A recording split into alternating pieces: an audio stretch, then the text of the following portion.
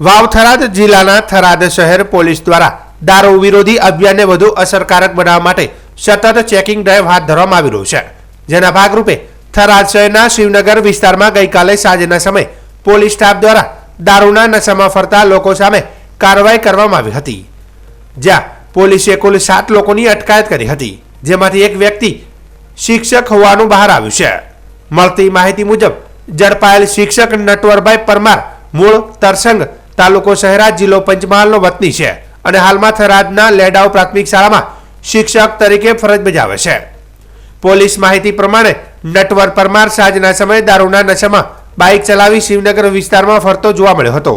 Police patrolling ટીમે શંકાના આધારે ઇન્સેપ્ટ કરી તપાસ કરતા તે દારૂ પીધેલી હાલતમાં હોવાનું બહાર આવ્યું હતું। ત્યારબાદ તેને અન્ય 6 શખ્સો સાથે અટકાયત કરવામાં આવી હતી। થરાદ પોલીસે શિક્ષક નટવર પરમાર વિરુદ્ધ પ્રોહિબિશન અધિનિયમ હેઠળ ગુનો દાખલ કરી વધુ તપાસ હાથ ધરી છે।